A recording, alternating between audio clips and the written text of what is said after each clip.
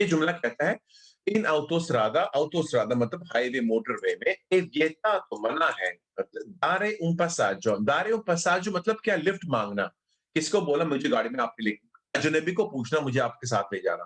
तो कहता है ये autostrada में मना है किसी से लिफ्ट मांगना।